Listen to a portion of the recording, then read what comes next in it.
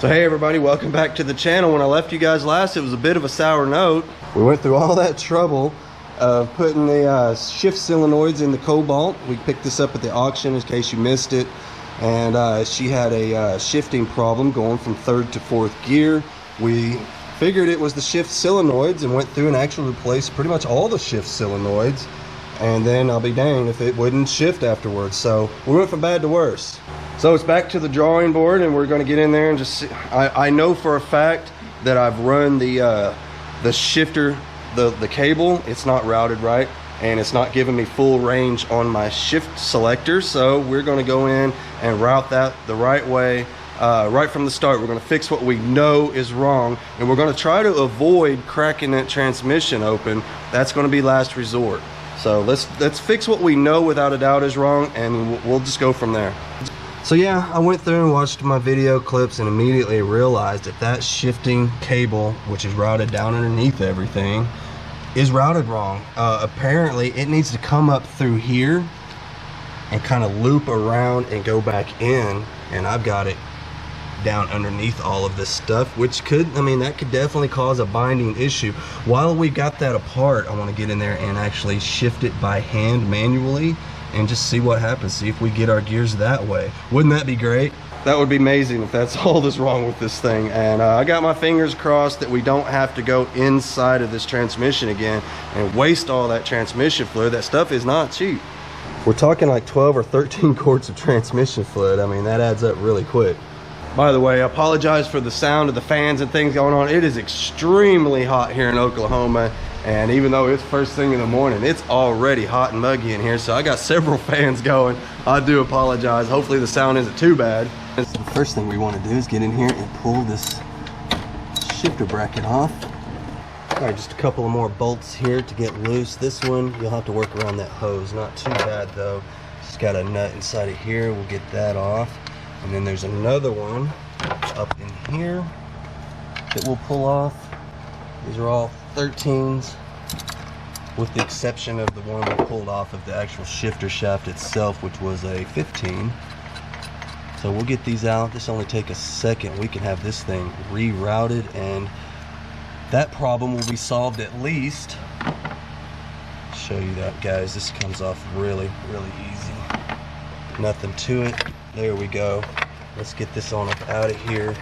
And I'm going to set the camera down. It's just going to take both hands, and we will reroute that the way it's supposed to be. They don't give you much room, but I think we can get it. Let's see. This is going to need to come up through here, I think. Yeah, something like this. Now you want to be careful because we don't want to damage it. And that, I could see that happening. You see us breaking the clip off the end of it or something like that. So we're going to be very careful. Not get all frustrated and all that. That doesn't get us nowhere. But we're getting it. We're getting it little by little. It's coming through. All right, we got it. There we go. Now, believe it or not, that's actually how it shows that this goes. And then this will wrap back around in here like that. Kind of strange. You wouldn't think this would be all up in here out of, you know, all in the way, but that's what it is. Some of you guys suggested that while I've got that linkage off of there, I should try to shift this thing manually, see what happens. Like get in there, start it, emergency brake, and then come out here and see if we could get it to go into gear manually, leaving the linkage completely out of the equation. I wonder if that would work. It's worth a shot. We'll have to hook our fuse box back up, obviously, but that's not a big deal. We'll just drop it down and hook the wire back to it. It's worth a shot. I would love to see this thing go into gear and to know that that's all the issue was. Man, that would be a huge blessing, I'll tell you that.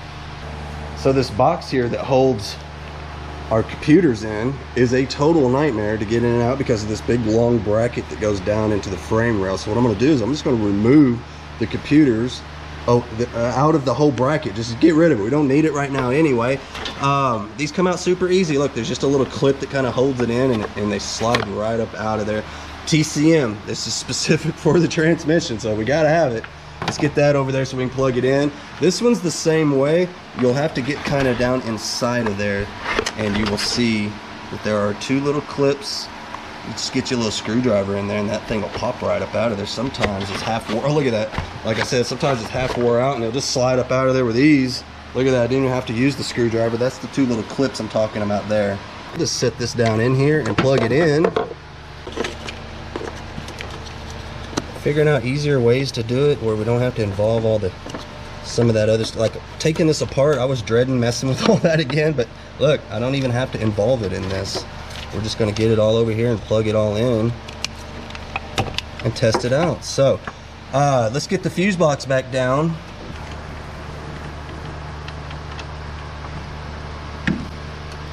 We'll get this down here. We'll get our wires plugged back to it. There's that one. There is that one. Screw this bad boy back on there, tighten it all down. We got one more plug back here that has to be plugged back in. Let's get all this tight. Let's fire it up. Now we've got room to get in here and just kind of move it around, and we could get it to that shifter down in there. You can kind of see it there. And we'll manually shift it and forget about the cable for now and see what we're working with. Car is up on jack stands. We're not going to do this with it on the floor, obviously, so let's go see if we can get it in gear manually. I got a 9mm wrench.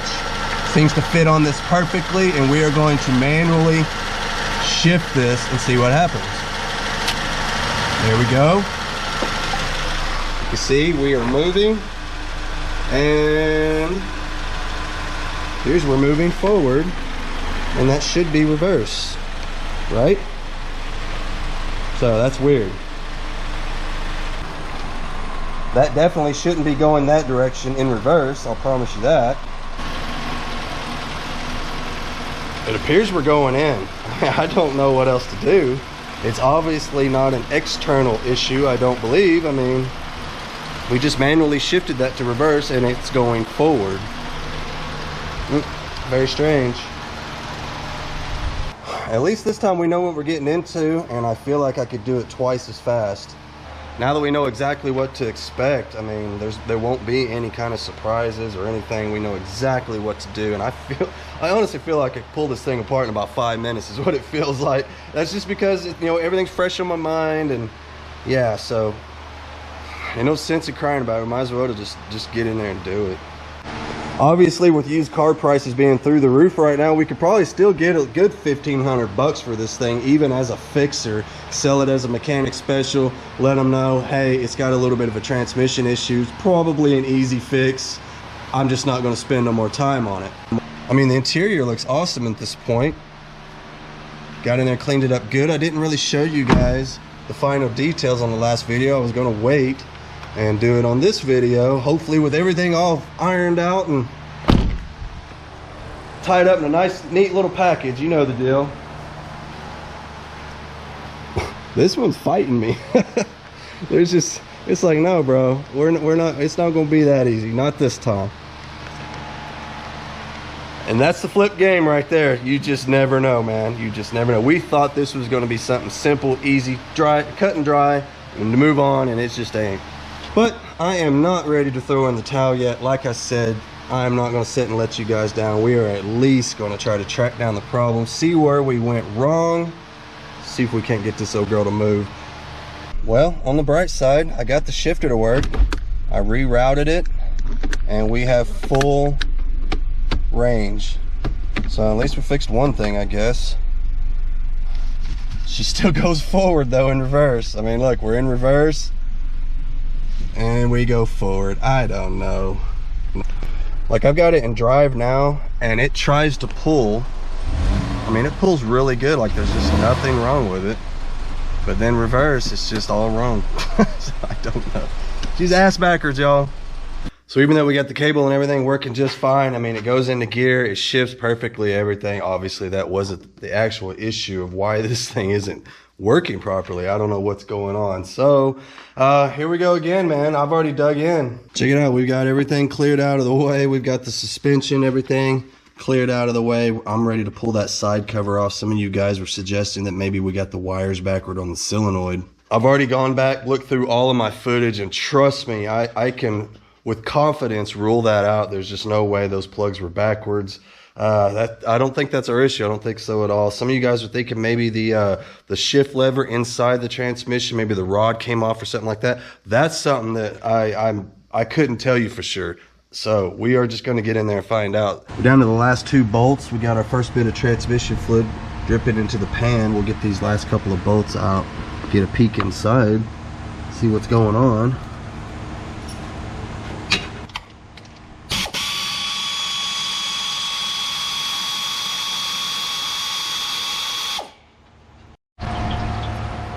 Yeah, we'll let that drain out for a little while. We'll pull this last bolt out up in here, right there, and that'll come off. I've already got the subframe dropped. We've got the steering undone. Of course, we showed you that on the last video. So we'll just get the fluid out. We'll pop that off there, see if we can see anything visibly wrong inside.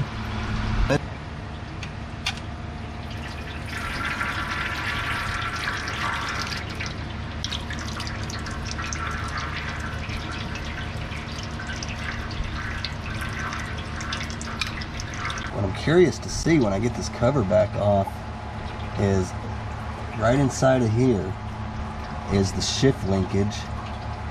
In fact, you can see right here at the top. Let's see, let me raise my camera up a bit. You can see right here, that's where the shifting linkage hooks up and that rod goes down inside of there. There is some sort of a little mechanism in there with a rod on it.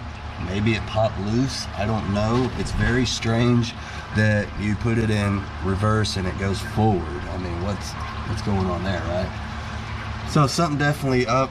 This should come off of here, I do believe. At this point, we want to be very careful not to mess up our shift solenoid that is over here in this far corner. You guys remember in there, gotta be careful.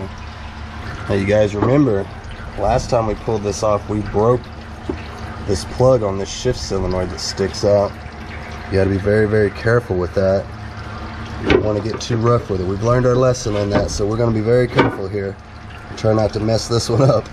I came up here to look at that shifting linkage, that fork I was talking about that goes just inside of the cover there on the top. And look, this is what I'm talking about. Look,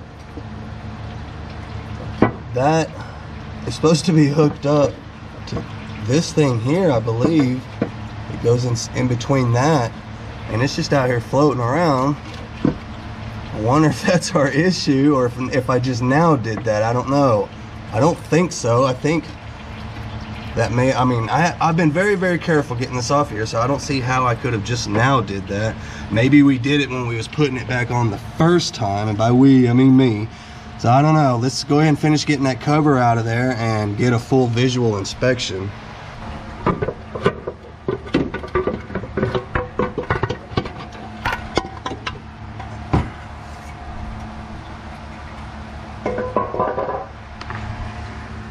Okay, so some of you guys are thinking maybe these two were backwards. There's really no way. If you'll look, this one is zip tied to this one, which goes down here. If we were to switch those, I don't think this would reach this bottom plug anymore. So these, I've went back and I've looked from when I first pulled the pan off. This is exactly how it was. Also, I've looked at other videos of people that were rebuilding transmissions and seen what it looked like when they first pulled the pan off, and this is exactly how it looks. This has a red wire and kind of a green colored wire. That's what's supposed to be up top. So nothing wrong there, but this right here is the shift linkage, and this rod here, like I showed a minute ago, is supposed to go up inside of this deal over here, and it acts like something's broken or wrong inside of there. I'm not really sure. So I went up top to find the piece that the rod clicks into, and it just went up in the hole and it's not coming back out. So something is broken right there. Thought maybe we would take the top solenoid back out just so we could see what's going on. You see there? Now we can see the end of that rod. I don't know if I can get a good shot of this or not, but can you see this hole here? Pointed out with my pick. That hole has a little thing for that shift, that rod here. See the rod sticking out? It has a little forked outfit for that to click into, But somehow this thing has gone up inside of here. Feels like, there it is, we got it out now. This guy right here, you see that? I don't know if you can even tell. Is it okay to pull that out of there? Let's see. I don't know, it won't even come all the way out. Okay. So anyway, that rod is supposed to click inside of there, I believe, like this. Let's see if I can do this one-handed, y'all. I don't know if I can.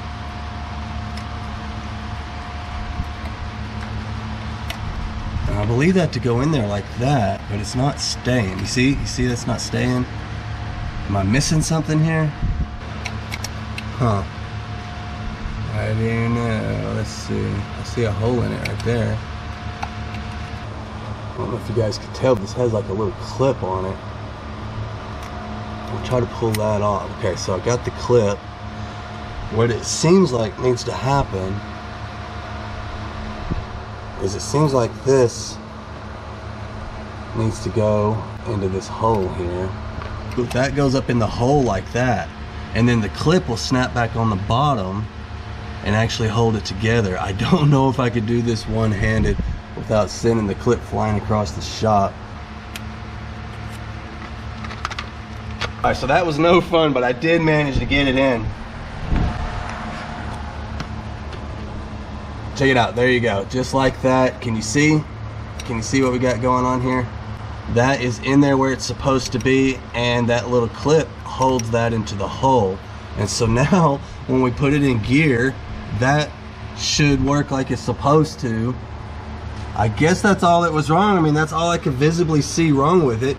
I don't see anything else out of the ordinary, and we didn't go very deep into it anyway. I mean, all we did was a couple of solenoids. For anybody that missed it, we replaced this one, we replaced that one that I just took out a minute ago just to gain access to the rod, and I replaced this one down here, which I believe is called a downshift solenoid, and the only reason I replaced it is because I actually broke it pulling the cover off. So just in case you missed it, you're brought up to speed.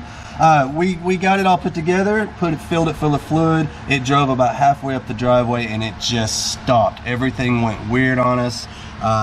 Reverse was forward and no reverse at all. Just really weird stuff. So I'm gonna be blown away if that's what caused all of that. Now obviously that had to have been an issue. There's no way this would work properly with this just laying in there, not hooked up. So I'm pretty optimistic at this point. Give you guys a quick little demonstration on how this works. I've just got me a crescent wrench up here on the shifter. Okay, that's where the shifting linkage hooks up, is up there. When you shift, you know, you can see there it goes from, that's park to reverse, neutral, drive. Well, the whole time it's doing that, it's moving that rod in and out of there. And so obviously if that's not hooked up, it's not going to do what it's supposed to do, right? I'm pretty optimistic that this is going to be our issue. Fingers crossed, everybody. So I did manage to get it all buttoned up. Check it out. Everything's all put back together. Only thing I got left to do is I got to put that little box in here that holds my computer and this fuse box and everything. I'm going to wait and do that in just a minute. We're going to check everything, make sure nothing's leaking, and we're going to give it a shot, man. Put it in gear and see what happens. See if this thing's going to go in the right direction. Your guess is good as mine. I did go ahead and filled it back up with fluid. I filled it till it ran out of the overflow underneath there. You guys remember we did that in the last video. All right, something worth mentioning is you want the vehicle to be up and level so that you can actually get underneath it but still level at the same time. So I've got this jacked up on all four corners enough that I can get underneath there and keep it level all at the same time. Let's fire it up, see what happens. Let's get underneath there, check it for leaks. I don't see anything. Nothing dripping out anywhere. That's always a plus. Had it sitting here warming up for a few minutes now. I think I'm going to give it a shot. You guys cross your fingers. Let's put it in reverse to see if the damn wheel spins backwards. Remember before you put it in reverse and it would go forward. So here we go. Let's try it out. Put my foot on the brake. All right. Reverse. Let's go check it out. Seriously, y'all, we're gonna figure this out together. There, check it out. It's going backwards. That's what we wanted, dude.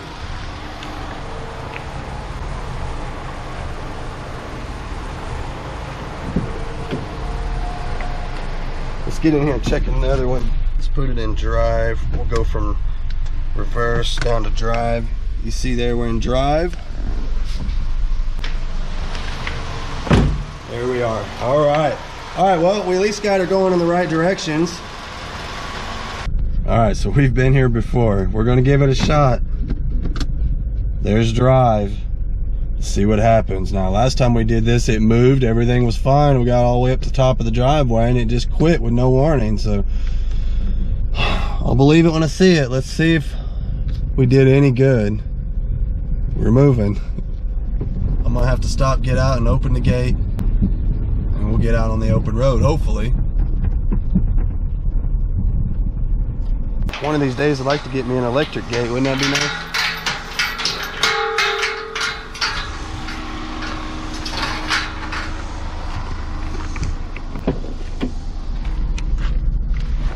Alright, we got the gate open.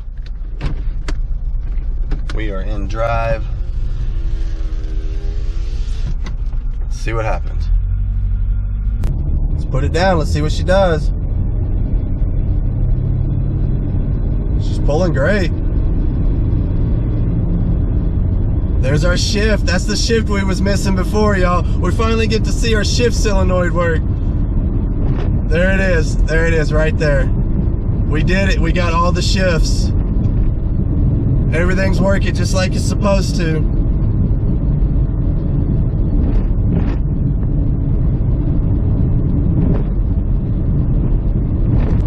Alright, we got her up to speed here. I think I'm doing about, looks like 60 miles an hour. There we go. That's what the RPM gauge was supposed to look like. 60 miles an hour, about 2 grand on the RPMs. We've got all of our shifts. I need to get my seatbelt on. All right, there we go. So far so good. We're doing great. I'm gonna get turned around. I think I'm gonna head into town with it. I'm feeling pretty froggy, y'all. Shoot, yeah, y'all. It is Friday night in the big town. I'm gonna go get my good clothes on. We're gonna take this old girl into town. I'll report back to you guys in just a little bit. Hopefully, she's still going. I'm not gonna lie, that was a lot of work, especially having to go back and do it 2 times. But I kind of do that for you guys, y'all. Seriously, I felt like leaving you guys on such a bad note on that last one, and you guys were following along. We got really good views on the Cobalt videos, and I just felt like, man, I got to do something. I got to make this right. So we went back in. We went in for a second try, and I was convinced I was about to rebuild this transmission. I'm not even playing with y'all. I already bought a rebuild kit and everything. That's part of the reason why the next video was taking a little while to get out. I was waiting on parts that I turned out to not even need. I should have just jumped in there and just got a second look right from the start. I shouldn't have waited on anything. But hey, live and learn. We ever have to do another one of these, it's going to be super easy. That second go around was like butter. I mean, I got through that in half the time it took the first go around, and I mean, it was like nothing. It was nothing to it the second go around. So I'm really glad I'm glad I got in there and gave it a second try. Didn't just send it on through the auction, sell it as a mechanic special, whatever. We got us a driver, y'all. Check it out, man. I think we may have about, I don't know, maybe a little over $100, $150 in parts. Not to worry though. One of my subscribers, we're gonna call him Stephen R. I'm not gonna give out his last name. He sent me a $200, what do you call them? It's not a gift card. It was basically a debit card. It was a card that had 200 bucks on it. And that's what we spent for the parts on this. All that transmission fluid, solenoids, everything was on him. Very much appreciated, Stephen R. You're awesome, man. That showed up at just the right time, and we got everything we needed for this car, and it was all on Stephen, man. Much appreciated. I can't thank you enough. I never thought in a million years anybody would care enough to send money to help out with these projects and these flips, man. You guys are the greatest. So that brings me to this one. This is an '08 Saturn Aura. Some of you guys have been asking about it. Some of you seen it in the background in a couple of my last videos and were asking about it. Well, I picked this one up out at the El Reno Auto Auction. That is a public auction, by the way. And we got it for $1,100. It's an '08, 143,000 miles. And she is in great shape inside and out. Dark tinted windows. The paint's good. No clear coat peeling. None of that stuff. Really, really good shape on this one. Even the interior. Look at the interior of this thing. It needs a little bit of cleaning. You can see it's kind of dirty there. It looks worse on camera. I'm looking through the lens there and that looks terrible, but in person it's not as bad. It's just normal dirty. But the seats, look at this. They don't have the normal cracking. You know, normally the GM seats, they're all cracked and busted all to hell. These are not, man. This interior is in very good shape. It's just dirty. You can see over there on the floor. Nice and dirty. So she does need some cleaning. Thought maybe we'd see if we can get it to fire up. Of course, the hood strut doesn't work. Typical. Battery's dead. It showed up that way. See if we can get our booster pack to fire this thing up. Let's get in here and see what we can get it to do. Now, the full story on this thing is that I got it for $1,100 and I left it at the auction because the transmission's bad on it. Yeah, we got another one with a bad transmission. I was fine with that. Wasn't nothing I could do about it anyway, right? It was mine. But it showed up here with a rod knock and it didn't have that when I bought it. I know that for a fact. In fact, I've got video of me firing it up on camera when I went out there and first won it. I don't know why they decided to send it to me. I didn't ask them to deliver it. I've never had a car delivered ever. I always bring my own cars home. It's kind of part of the channel, is trying to get them home, right? And my intention was just to rerun it through the next week's auction because I wasn't going to fix this one. This has that 3600 motor in it and they're terrible. And in my opinion, they just ain't worth fixing. They ain't worth all the trouble. So this one was one I was going to just send on through and just get rid of it and cut my losses and just see what happened. But she's here. She's my baby now. I got to figure out what I'm going to do with it. And basically what I think happened was, since the transmission doesn't work properly, you have to give it, you got to kind of rev up on it to get it to move. I think when they loaded it on the transport trailer, they gave it just a little too much to get it up on that trailer, causing the rod to start knocking because it didn't have any friggin' oil in it. I pulled the dipstick out and there was no oil on the dipstick, so I had to fill it up with oil and kind of break it loose just to get it going before it would even crank over. But whatever, man.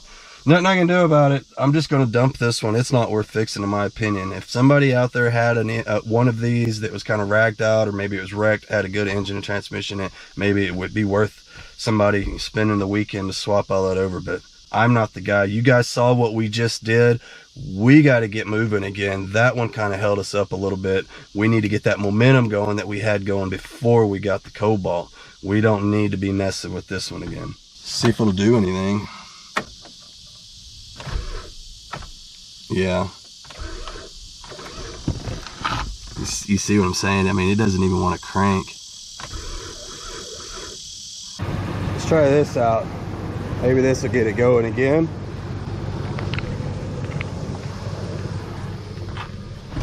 Let that sit there and charge for just a second. All right, here we go.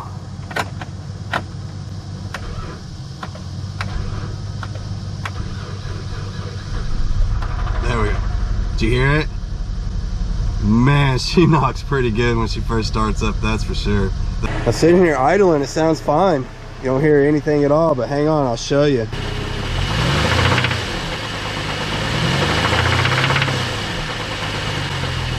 Yeah, she knocks pretty good. Tires on it look like brand new and it's matching set all the way around. So, I mean, she's worth fixing, but she just ain't worth fixing to me, not after what I just went through on that Cobalt. Like I said, I mean, maybe we can let it sit around on the back burner for a little bit while we move on. I don't know, but for right now, I'm not really interested in messing with it, I can tell you that much. I'd rather just send it on down the line, let somebody else mess with it. I'm sure somebody else out there would be more than willing to straighten this little girl out. I said it had 143,000. I was mistaken. It's actually got 137,000, the same amount of miles as the Cobalt's got on it. I don't know much about the transmissions on these. I don't think it's the same one as that Cobalt has in it, so I don't know what it would take to straighten this out. But even if I did go through all of the trouble of fixing the transmission, I mean, you still got an engine that's knocking and no power steering. I don't know, man. I think it's a deal breaker. I think it'd be a lot to fix this one. But we are in it for only $1,100. I mean, that's not too bad. And the AC blows ice cold, so it's working really good. I was gonna see if maybe we could take it up the driveway, see what happens. I was curious if it would pull its way up this driveway. Hey, it's actually shifting. That was a first to second gear shift.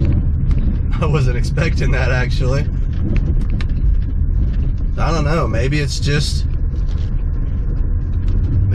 reverse is gone. It seems to be shifting okay. Let's get it outside the gate and see what happens.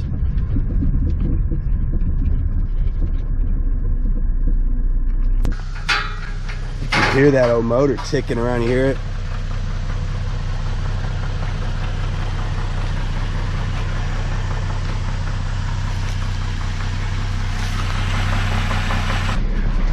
It's got a bit of a misfire to it too. It's not bad, and that scares me with these 3600 motors.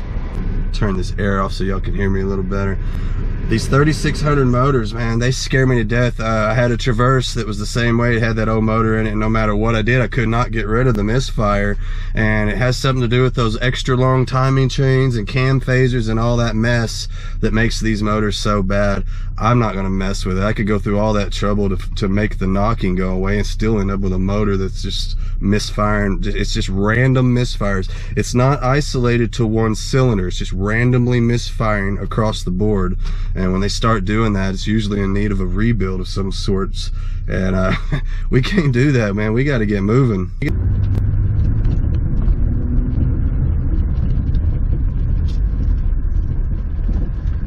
Let's get it out here on the road, see what it does. Oh, it died. Oh, okay. Nice. Good luck getting it to start back up. Push it back out of the road here.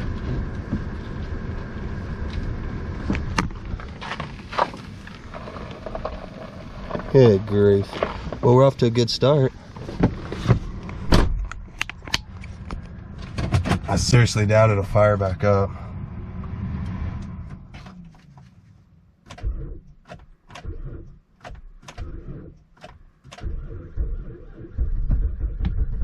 It's trying.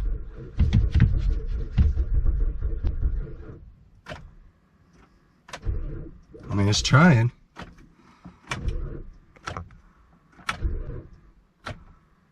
No, I don't think it's gonna do it, y'all. Well, it looks like we're pushing it back down the driveway. Well, here we go again. I'm gonna coast down the driveway here.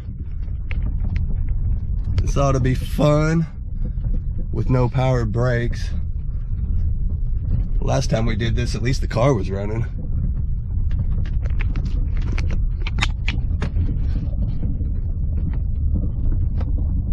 Kind of hard to do this and video at the same time, but I think we'll get it.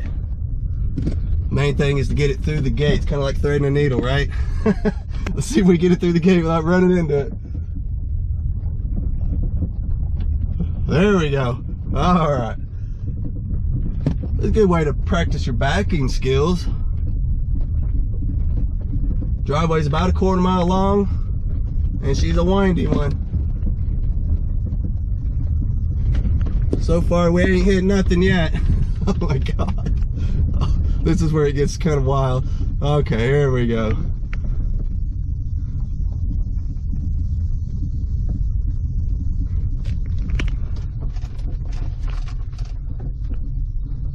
Well, it's always a good time.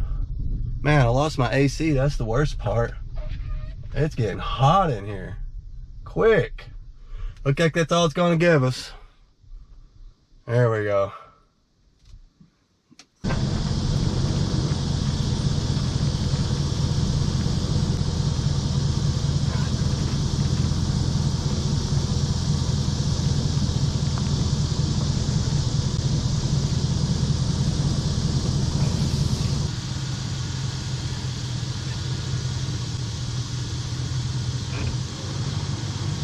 So hey y'all, I think I'm gonna end it on that note right there.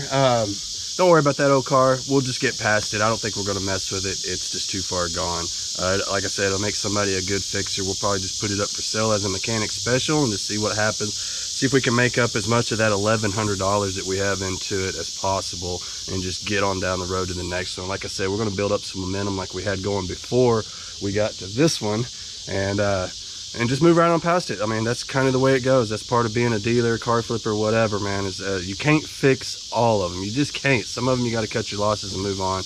And we've already spent enough time on this one. We don't need to jump right into another one. So that's how that's going to go. Take another look at those headlights, man. That really does brighten up the front of this car tremendously. I mean, that made a big difference. Oh, and hey, for anybody that was doubting me, check it out. This is what I was waiting for. This is what made the video take a little longer to come out. I was going all in, y'all. This is a transmission rebuild kit. It's got all the clutches, the steels, everything you need, the seals, everything. I'm telling you, man, I was about to rebuild this thing. I'm not even kidding you. This kit came with everything you need. Complete rebuild kit. Cost me about 300 bucks. And guess what? She's going back. We don't need it. And man, I feel like we dodged a bullet on that one for sure. I mean, not only do we get to save $300 that we don't have to put into the flip, but think of the amount of work pulling that transmission out and doing all that rebuilding when all it was just that little rod. So we lucked out, man.